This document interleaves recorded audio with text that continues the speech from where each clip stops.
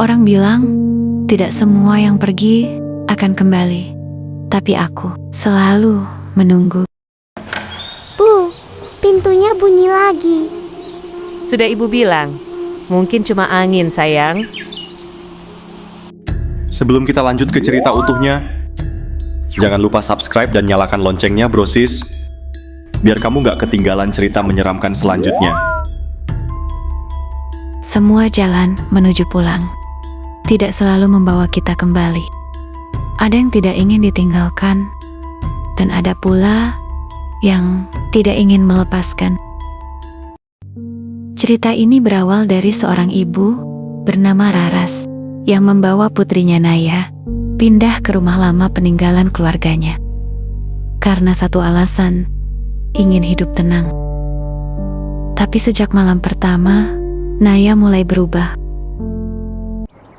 Kamu gambar siapa itu, Nak? Yang suka berdiri di dekat pintu, Bu. Dia nyanyi pelan kalau ibu lagi tidur. Hari-hari berikutnya, Naya makin sering menggambar sosok pria berpeci hitam. Berdiri diam, tanpa wajah, selalu di balik pintu kamar. Tengah malam, rumah sunyi. Tapi Raras mendengar suara lirih, nyanyian. Pulangkan aku sebelum aku hilang. Saat lampu dinyalakan, tidak ada siapa-siapa. Tapi udara terasa dingin, dan Raras merasa ada yang memperhatikan. Pak, rumah ini pernah ditinggali kakek saya kan? Kakekmu bukan sembarang orang. Dulu, dia pernah tutup jalur arwah di tanah ini. Maksudnya? Ada arwah-arwah yang kehilangan jalan pulang. Dan untuk menutup jalan mereka, butuh perjanjian. Perjanjian apa, Pak? Setiap 20 tahun, satu keturunan darahnya harus jadi penuntun. Mereka minta dipulangkan, Bu. Siapa yang minta, Nak? Yang di balik pintu, yang di jendela, yang di bawah lantai. Naya mulai bicara sendiri. Dan tiap kali menjelang pagi, ia menggambar sesuatu yang baru. Wajah-wajah yang tidak dikenalnya.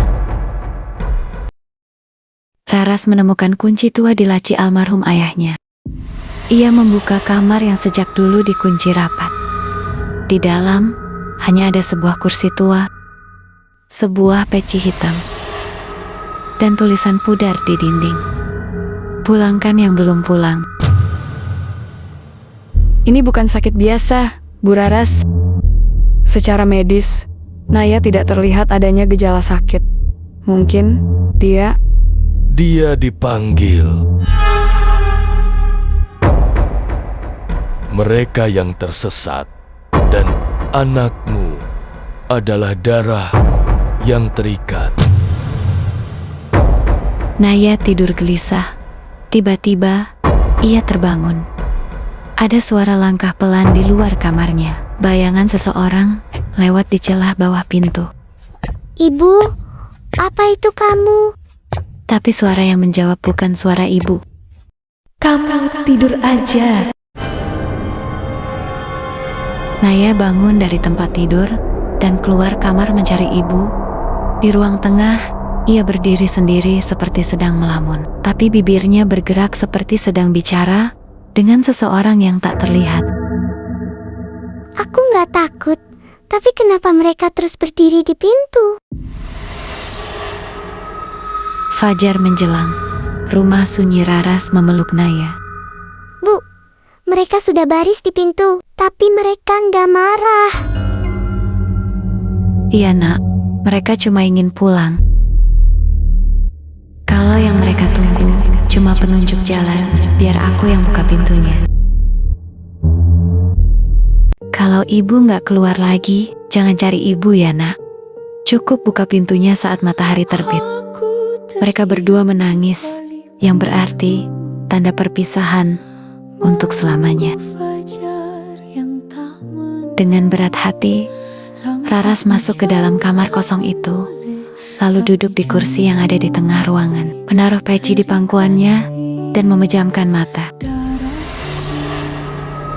Satu persatu sosok hitam keluar dari rumah dan menghilang ke dalam cahaya fajar. Di luar, Naya melihat satu persatu sosok bayangan keluar dari rumah dan menghilang ke balik pepohonan pagi.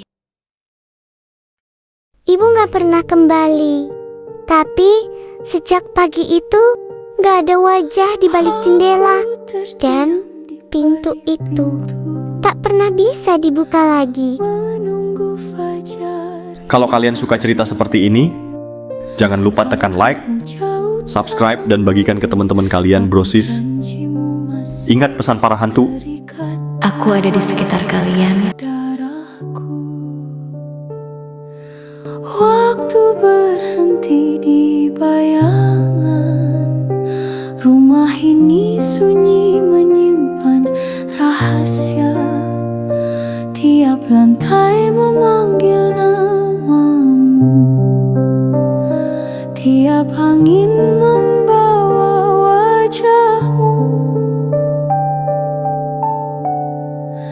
Pulangkan aku sebelum aku hilang, sebelum cahaya tak lagi pulang.